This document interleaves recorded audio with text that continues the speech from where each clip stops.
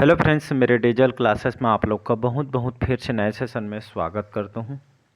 तो यहाँ पे मोस्ट इम्पोर्टेंट छत्तीसगढ़ सामान्य अध्ययन के जो है एक मॉडल पेपर यहाँ पे कवर करने वाले हैं। ठीक है, ये हमारा पहला पार्ट है। ठीक है, ये सभी एग्जाम के लिए इम्पोर्टेंट है। ठीक है, चाहे आप पीएससी की तैयारी कर रहे हैं, एसआई, पुलिस कांस्टेबल, साथ ही साथ एडीओ को भी फॉर्म आ गया है। ठीक है, तो उन सभी एग्जाम के लिए काम आए जो आप छत्तीसगढ़ की तैयारी कर रहे हैं। ठीक है, और ये जितने भी कंटेंट है यहाँ से आपके जो है हूबहू एग्जाम में, जैसे आप जो है या टेस्ट सीरीज वगैरह हम लगाते हैं। ठीक है, हूबहू बहुत मेहनत से जो है कंटेंट को तैयार हुआ है। आई थिंक आपको अच्छा लगेगा। ठीक है, और आप कमेंट बॉक्स में अपनी राय जरूर रखिएगा। बाकी चलिए स्टार्ट करते हैं सेशन को। पहला क्वेश्चन देखते हैं कि रायपुर षड्यंत्र केस। ठीक है, जो रायपुर षड्यंत्र केस के प्रमुख नायक ये आपके कौन थे? कुंज बिहारी चौबे, दशरथ लाल चौबे, रघुनंदन सिंह राउत, परशुराम सोनी या इनमें से कोई नहीं? इसका आंसर हो जाएगा यहाँ पे कौन है जी? तो ये आपका हो जाएगा परशुराम सोनी। ठीक है, तो रायपुर षड्यंत्र केस। ठीक है, मैं पूरा कंप्लीट जो है यहाँ पे जो है हिस्ट्री पढ़ा चुका हूँ। तो बताया था मैंने रायपुर षड्यंत्र केस के प्रमुख नायक कौन है? परशुराम सोनी है। ठीक है, यहाँ पे एक्सप्लेन भी डाल दिया गया है पीडीएफ, अगर आपको टेलीग्राम में मिल जाएगा तो एक्सप्लेन भी यहाँ पे देख लेते हैं। बाकी सभी को मैं पढ़ा चुका हूँ। तो ये जो है इसके जो प्रमुख नायक कौन है? परशुराम सोनी जी हैं।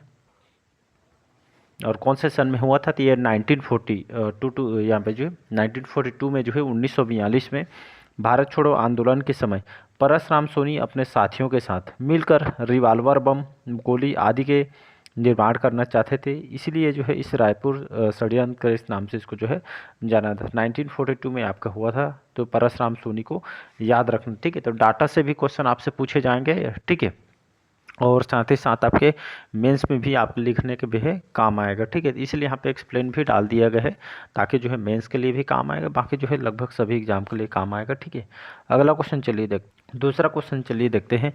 मध्य प्रांत और बरार प्रांतीय राजनीतिक परिषद के निम्नलिखित किस अधिवेशन में प्रथम बार नरम पंथियों और गर्म पंथियों के बीच फूट के लक्षण प्रकट हुए थे? रायपुर अधिवेशन जो 1907 में, या जबलपुर अधिवेशन 1909 में, या सागर अधिवेशन 1911, या रायपुर नागपुर अधिवेशन 1915, या इनमें से कोई नहीं? तो यहाँ पे इसका जो आंसर हो जाएगा रायपुर अधिवेशन सन 1907 में जब हुआ था, जिसमें मध्य प्रांत और बरार प्रांतीय राजनीतिक परिषद के जो है इसी अधिवेशन में, जो रायपुर अधिवेशन 1907 में जो है जिसमें प्रथम बार नरमपंथी और गर्मपंथी के ये दोनों के बीच जो है फूट के लक्षण यहाँ पे प्रतीत हुए थे। ठीक है, तो ये आपका रायपुर अधिवेशन 1907 याद रखना है। एक्सप्लेन देख लेते हैं। मध्य प्रांत व बरार प्रांतीय राजनीतिक परिषद के सन 1907 में रायपुर में हुए अधिवेशन में गर्मपंथियों नरमपंथियों के मध्य, ठीक है, फूट के लक्षण प्रकट हुए, जिसमें पंडित रविशंकर शुक्ल द्वारा मध्यस्थता, ये जो है मध्यस्थता यहाँ पे किया गया था। ठीक है, तो डाटा से भी आपसे क्वेश्चन पूछे जाएगा। ठीक है, डाटा आप पूरा पढ़े रहेंगे तो डाटा ही से जो है एग्जामिनर घुमा के क्वेश्चन आपसे पूछे। ठीक है, तो डाटा आप पूरा पढ़े रहेंगे तो क्वेश्चन कैसा भी पूछे आप बना लेंगे। नेक्स्ट क्वेश्चन देखते हैं। थर्ड क्वेश्चन देखते हैं। 1818 से लेकर 1830 तक छत्तीसगढ़ में निम्नलिखित जो है व्यक्ति सुपरिटेंडेंट नियुक्त हुए थे? कैप्टन एनमन, कर्नल पी वांसीगेन्यू, कैप्टन हंटर, मिस्टर सेंडिट। सही उत्तर को जो है यहाँ पे चुनना है। तो यहाँ पे दिया गया है A B C D E option यहाँ पे दिया है। इस टाइप के क्वेश्चन आजकल बहुत ज़्यादा पूछे जा रहे हैं। तो जैसे एग्जाम में बैठते हैं हूबहू क्वेश्चन को, कंटेंट को तैयार किया।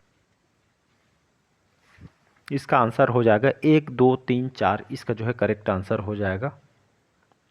तो यहाँ पे जो है 1818 से लेकर 1830 तक के, ठीक है, मतलब इस कार्यकाल में छत्तीसगढ़ में जो है सुपरिटेंडेंट के रूप में कौन कौन से व्यक्ति जो है नियुक्त हुए थे उसके बारे में बताना था। ठीक है, तो आपका जैसे मैंने बताया था कैप्टन एडमन, या इसको ऐसा भी याद रखते हैं, ए से आपका एडमन, पी वांस एगेन्यू, ठीक है, फिर आपका जो है हंटर आएंगे, ठीक है, इसके बाद आपका सैंडिस आएंगे। तो इस तरह इसको जो है आप जो है अल्फ़ाबेट भी याद कर सकते हैं, क्योंकि क्रम से आपसे जो है पूछे जा सकते हैं। ठीक है, या इसमें ऐसा भी पूछ सकते हैं कि जो है प्रथम सुपरिटेंडेंट कौन है, तो आपको जो है पता होना चाहिए। ऐसे भी घुमा के आपसे जो है पूछा जाएगा।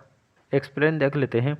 तो 1818 से लेकर 1830 के मध्य छत्तीसगढ़ के लिए नियुक्त ब्रिटिश जो अधीक्षक क्रमशः जो है एडमन, एगेन्यू, हंटर और सैंडिस विल्किंसन क्राफर्ड थे। तो इसको आपको याद रखना है।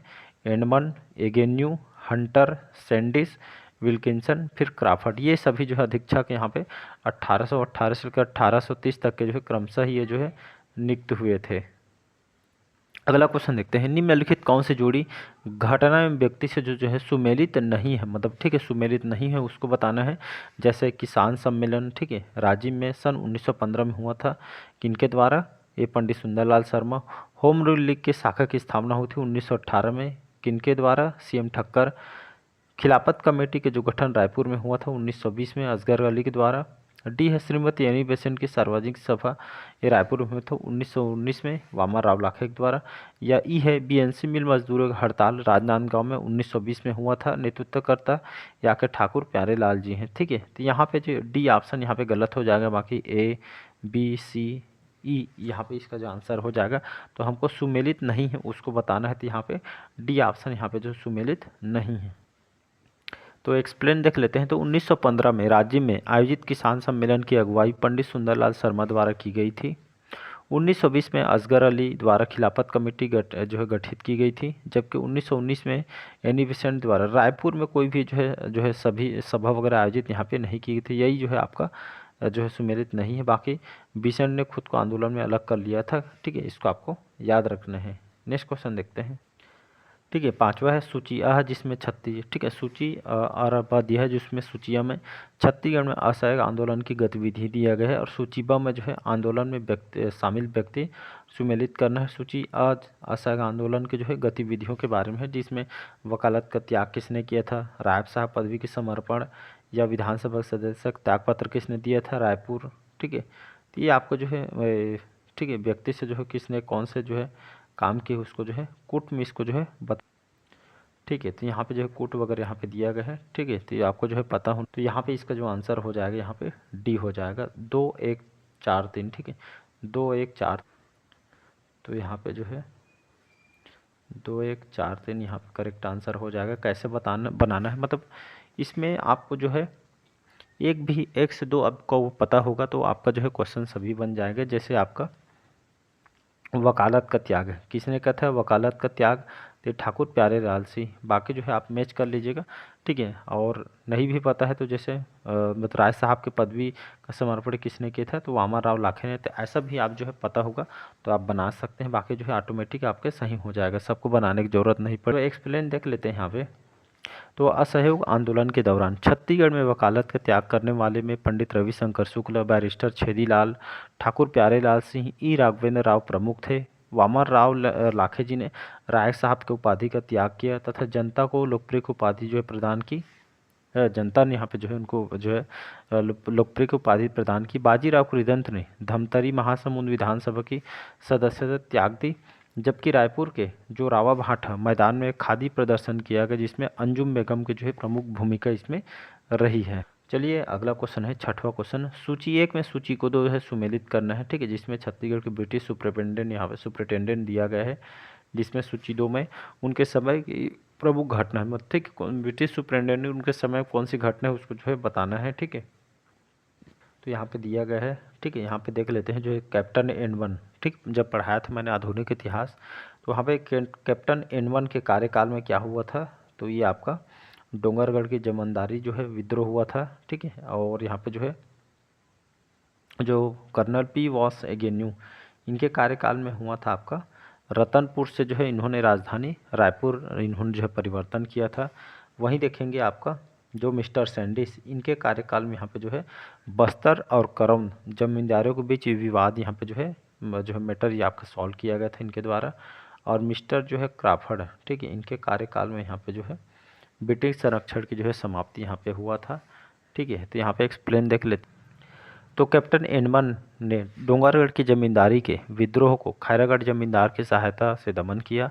एगेन्यू ने छत्तीसगढ़ की राजधानी रतनपुर के स्थान पर रायपुर को बनाया। सैंडिस के काल में बस्तर और करौन जमींदारियों के मध्य विवाद हुआ। क्राफर्ड के काल में रघुजी तृतीय को नागपुर का शासन वापस यहाँ पे इनको सौंपा गया था।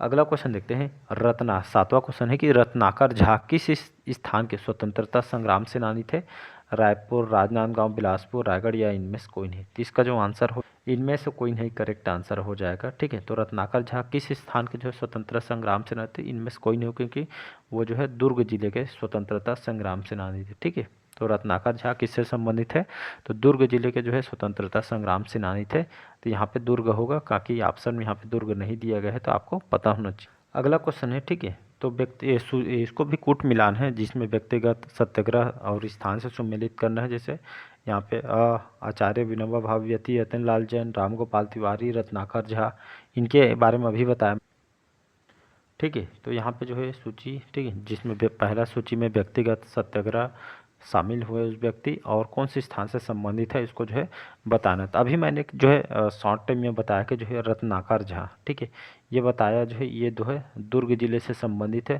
तो आपको पता होना चाहिए द का यहाँ पे 2 हो जाएगा, ठीक है। तो ऐसे भी आप बना सकते हैं, आपको एक पता होगा तो बाकी सब ऑटोमेटिक बन जाएंगे, या आप जो है बनाना भी चाहते हैं तो आप बना सकते हैं, ठीक है। तो आचार्य जो विनोबा भावे, ठीक है, ये जो है आ जाएंगे पवनार से संबंधित है, और वहीं, ठीक है, आचार्य विनोबा भावे कहाँ, पवनार। और यति यतनलाल जैन ये आपका रायपुर से संबंधित है। याद रखिए आचार्य विनोबा भावे पवनार से संबंधित है, ठीक है, इस सत्याग्रह से। यति यतनलाल जैन ये आपका रायपुर से। वहीं देखेंगे जो रामगोपाल तिवारी हैं, ठीक है, रामगोपाल तिवारी आपके बिलासपुर, ठीक है, रामगोपाल तिवारी आपके बिलासपुर से। और रत्नाकर झा तो मैं बता दिया हूँ दुर्ग से संबंधित है। ये आपका यहाँ पे 1 3 4 2 इसका जो है करेक्ट आंसर हो जाएगा। एक्सप्लेन देख लेते। एक्सप्लेन देखें ना तो विनोबा भावे पवनार से, यति यतनलाल जैन रायपुर से, रामगोपाल तिवारी बिलासपुर से, रत्नाकर झा जी दुर्ग से जो है व्यक्तिगत सत्याग्रह में जो है शामिल हुए थे, ठीक है। तो ये आपके मेंस वगैरह में भी काम आएगा, तो बहुत काम आएगा। 9वां क्वेश्चन देखते हैं, कौन सी जोड़ी जो है संगठन एवं व्यक्ति से सुमेलित है, ठीक है, जिसमें सत्याग्रह आश्रम रायपुर 1921 में महंत लक्ष्मी नारायण दास, ठीक है, इस संगठन से जुड़े व्यक्ति हैं। राष्ट्रीय पंचायत रायपुर 1921 में जयकर डागा है। खादी आश्रम जो धमतरी 1922 छोटेलाल श्रीवास्तव। राष्ट्रीय युवक संघ धमतरी 1922 भगवान दीन, या डी है ई है। तहसील कांग्रेस कमेटी जांजगीर 1922 ठाकुर छेदीलाल। और एक क्वेश्चन को यहाँ पे जो है विलोपित यहाँ पे कर दिया गया था, ठीक है, विलोपित कर दिया गया था। क्यों किया गया था, तो यहाँ पे कुछ समस्या के कारण इसको जो है विलोपित कर दिया है, ठीक है। तो 7 फरवरी 1921 को सत्याग्रह आश्रम की स्थापना जो है पंडित सुंदरलाल शर्मा जी द्वारा की गई थी। जसकर डागा द्वारा 1921 में रायपुर में राष्ट्रीय पंचायत का गठन किया गया, और 1921 में बाबू छोटेलाल श्रीवास्तव ने धमतरी में खाद्य प्रचार के जो है स्थापना यहाँ पे इन्होंने की थी, ठीक है जी। चलिए आज का लास्ट क्वेश्चन देखते हैं। नागपुर के भोसला राज्य पर सन 1818 इसमें ब्रिटिश संरक्षण स्थापित करने के निम्नलिखित कौन सा तथ्य मुख्यतः उत्तरदायी था।